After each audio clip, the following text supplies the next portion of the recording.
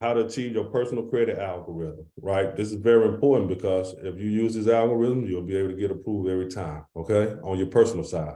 Secret number two, how to make your company credible. So this is in 21 days. So this is on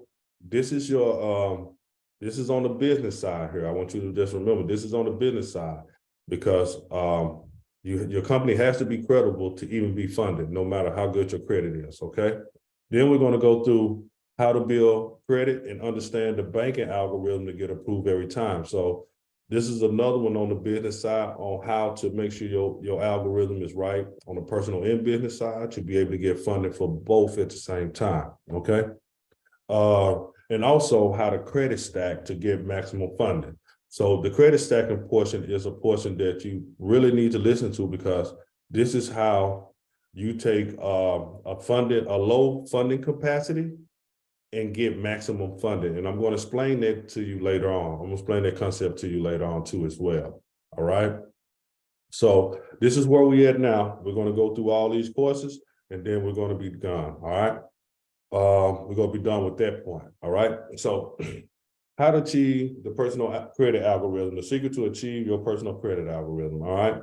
So number one, you cannot get a personal or business funding with bad personal credit. So I know people have been trying to get funding. They hear people online talking about no PG loans and all that. Nah, some credit experts and coaches might say you can get business credit with bad personal credit, but I beg of the difference. So, that's why 76 people get denied for the personal. Get denied for the personal, right? Then you go to the business side. More people get denied on the business side, and it makes sense. Because people go all the time, listen to these gurus trying to get approved, and they just get denied, right? So the business credit myth number one, I want to talk about no PG loan. So let me tell you a quick story about the no PG loan. When I tried to get it when I met Marvin, like before I met Marvin, I was trying all these things. I was buying these softwares, I was doing it, but I was getting denied. I was part of that 80-some% getting denied because I had bad credit. It's not going to work, guys. I just sit down with many banking people, even today. I sit down and I ask them about the no PG loans when I go to the bank and do my business. I sit down with the banking relationship managers and stuff like that, and I just question because I always want to know more and I want to know the new things that's going on. And ain't no such thing right now, okay?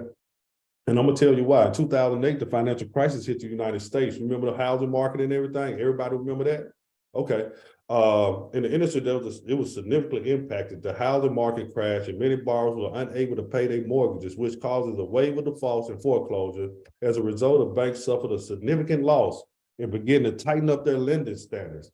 Overall, the 2008 crisis led to tightening of lending standards across the banking industry, including a decrease in availability of the no PG loan. So if anybody talking about no PG loan, you probably look at the date on it. If they saying it after 2008, they lying. But if they said it before, it may be true. You know what I'm saying? So look at the date of the content that y'all listening to. That'll kind of guide you. Lenders became more risk adverse and focused on minimal risk, which led to a decline in these loans. Okay. So let's get to the component. So now we know you can't get approved with bad personal credit because the banks feel like if you can't manage your own personal life, how you go manage a business credit? I can't give you no business credit. You feel me? All right. So personal credit scores. All right. So the components of a personal credit algorithm. So your credit score is got to be over 720. All right. And you're gonna have no derogatories. If you got one derogatory, you're gonna want to look at that. And then I'm gonna tell you a key to this, right? Sometimes you can have one bureau open that don't have any derogatories. You just have to find a bank. This right here is a key for y'all here. All right, make sure y'all write this down. Make sure that you look at each bureau. If you have a bureau that is clean, make sure that you look at your credit report to see which one of your credit bureaus don't have a derogatory that's over 720, and you could go to a bank that pull only from their bureau. So you have to just call around, okay?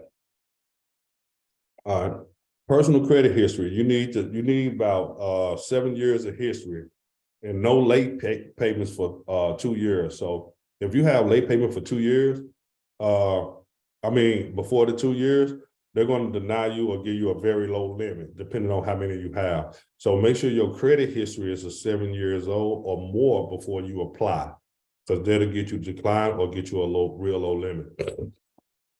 All right. Another thing that you're going to have, check stubs or tax returns. So when you're applying, they may ask you for check stubs or tax returns, depending on how you fill out the application. So if you fill out the application and say that you're self-employed, they're going to ask for tax returns. If you say you got a job, they're going to look for check stubs.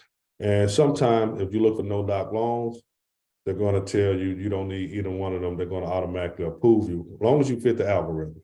Okay. All right.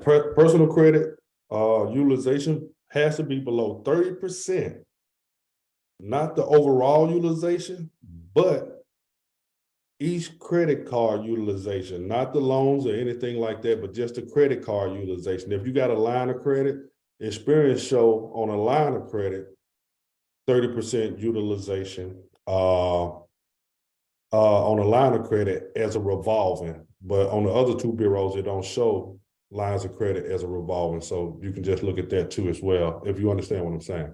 All right. Also, you're gonna have to have a low amount of inquiries on your personal credit report. Once you get to 8 or 9 inquiries, they're gonna deny you for any credit card, any loan, or any line of credit at this point. And this is what I'm talking about: credit card, loans, lines of credit. I'm not talking about a house. You can easily get approved for that, with a low credit score. I'm not talking about a car. Everything I'm talking about here today is cold, hard cash, getting lines of credit, credit card, and loans. And the reason why I'm talking about this because, and I'm not talking about store credit or vendor credit either. I'm talking about cash that you could use for your personal life or your business life to build a business with or to grow your business with. Okay, we got that? Everybody good on that? So I know you might be thinking, what if? What if you don't have a 720 personal credit score and you have derogatories? What if you don't have your credit history that you need, or you got late payments, or you ain't got the check stubs or tax returns, but you got the income? What if you don't have the personal credit utilization below 30% and low amount of inquiries on your personal credit report? Good thing is for you, I got a solution for that later in this webinar. And also, did you know that you can get paid while fixing your credit? You can find violations on your credit report and get paid. And those checks don't be small. They be like $1,000, $1,500.